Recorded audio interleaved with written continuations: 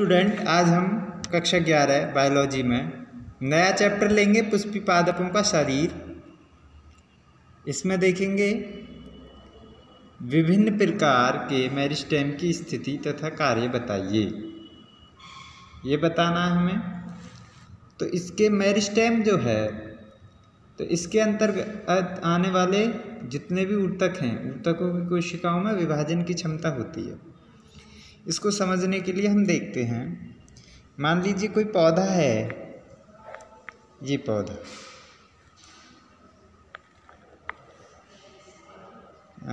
ये इसका वुड है, तना। इसमें से जब कोई शाखा निकलती है, मान लें कोई शाखा निकल रही है ये, तो ये जो टॉप ऊपर का भाग है, ये टॉप भाग है, इन कोशिकाओं में क्या होता है, विभाजन की क्षमता होती है।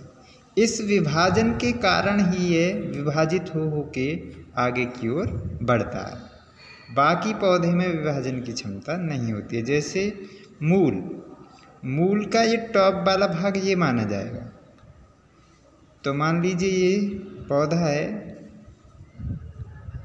तो इसमें ये सबसे भाग जो है, इसमें विभाजन की क्षमता होती है, जिसके कारण ये बढ़ पाते हैं।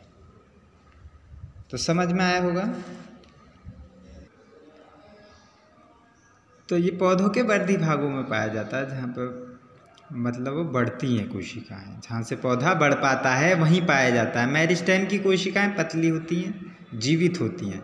सघन मतलब बहुत ज़्यादा कोशिका द्रव्य पाया जाता है। इनमें केंद्रक भी पाया जाता है। इनके मध्य में कोई भी अंतर कोशिकीय अवकाश नहीं पाया जाता है। जैसे आप देखेंगे सेल जो हैं, ये एक दूसरे से इस प्रकार जुड़ी हुई होंगी कि इनके बीच में मध्य में अवकाश ना बचे, ऐसे, ठीक है। और जिनकी मध्य में अवकाश बचता है वो कोशिकाएं ऐसी होती हैं कुछ, देखो यहाँ पे बच गया ना अवकाश, दूसरी कोशिका यहाँ से आएगी, तो इस ऐसी कोशिकाएं पाई जाती हैं, सघन बिल्कुल। और इनमें स्पष्ट केंद्रक पाया जाता है, ठीक है। और इनमें कोशिका द्रव्य बहुत ज़्यादा सघन होता है, ये पाया जाता है।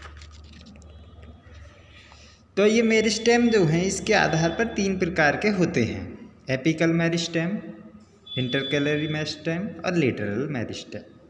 अब इनको सीखने के लिए आप देखेंगे कि एपिकल मेरिस्टेम सबसे ऊपर, शीर्षस्थ, इसको बोल सकते हैं हम शीर्षस्थ। शीर्ष मतलब सबसे ऊपर पाया जाने वाला यही होता है। दूसरा है इंटरसेलुलर, देखो इंटरकैलरी मेरिस्टेम मतलब पार्श्व में, और इंटरकैलरी मतलब अंतर्विष्ट होता है ये, और लेटेरल मतलब पार्श्व में। आपको ये चित्र भी दिख रहा होगा, चित्र का फोटो ले लेंगे अभी, क्योंकि बनाना पड़ेगा, ठीक है। हवा चल रही है थोड़ी सी तेज़, तो एडजस्ट कर लेना। तो अब पढ़ते हैं हम एपिकल मेरिस्टेम क्या होता है। तो एपिकल मेरिस्टेम आपने देख लिया था, ये एपिकल मेरिस्टेम है। इससे क्या होगा, जड़ तथा तने के शीर्ष भाग में सबसे ऊपर भाग पर, टॉप पे पाया जाएगा, जिससे कोशिकाओं में निरंतर क्या होता रहेगा, विभाजन होता रहेगा। अब विभाजन होता रहेगा, कोशिकाएं टूटती रहेंगी, तो उसमें वृद्धि होती रहेगी आगे की ओर। तो तने और जड़ की वृद्धि इसी के कारण होती है, ठीक है। इसीलिए इनको ग्रोविंग पॉइंट भी कहते हैं, एपिकल मेरिस्टेम को ग्रोविंग पॉइंट भी कह देते हैं। देखते हैं ना, कभी कभी हम यदि पौधे के ऊपर के भाग को कट कर दें, मान लीजिए कोई पौधा है ये,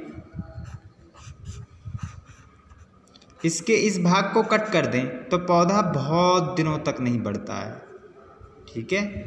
बहुत दिनों तक उसकी वृद्धि रुक जाती है, ऊपर के भाग को यदि हम कट कर देते हैं तो इसीलिए। या फिर देखते हैं जड़ों के कैसे, यदि एक पौधे को दूसरी जगह पे लगाते हैं तो क्या होता है, बहुत दिनों तक वो वृद्धि नहीं कर पाता है, तो इसकी जड़ें जो टूट जाती हैं, उसका ऊपरी भाग, इस कारण वो वृद्धि नहीं कर पाता है। तो इसीलिए इसको ग्रोविंग पॉइंट भी कहते हैं। शीर्षस्थ मेरिस्टेम की कोशिकाओं से पौधे के विभिन्न ऊतक तंत्र का भी निर्माण होता है। बहुत सारे ऊतक तंत्र इसी से बनते हैं। ऊतक कोशिकाओं के मिलने से ऊतक बनते हैं। ठीक है, अब अगला है इंटरकैलरी जो मेरिस्टेम है, इसको देखेंगे। इंटरकैलरी साइड में है, देखें तो इससे संबंधित जो है इसकी लंबाई में वृद्धि होती है, इसकी मोटाई में तो के आधार पर पर्व संधियों पर या पत्तियों के आधार पर पाया जाता है। इसका निर्माण एपिकल मेरिस्टेम से होता है। इसके द्वारा संबंधित अंग की लंबाई में वृद्धि होती है। अब है लास्ट लेटेरल मेरिस्टेम। यह पौधे की पर्व, देखो लेटेरल पार्श्व में पाया जाता है। इसके कारण पौधे की मोटाई बढ़ेगी। देखो ऐसे जब यहाँ से ये टूटता रहेगा, डिवीज़न होता रहेगा, तब पौधे की लंबाई में क्या होगी, मोटाई में वृद्धि होती चली जाएगी। तो मोटाई में वृद्धि होगी, देख रहे हैं, इसको द्वितीयक वृद्धि भी कहते हैं। चलते हैं नेक्स्ट प्रश्न की ओर। कॉर्क कैम्बियम ऊतकों को बनाता है जो कॉर्क बनाते हैं। क्या इस कथन से आप सहमत हैं? वर्णन कीजिए।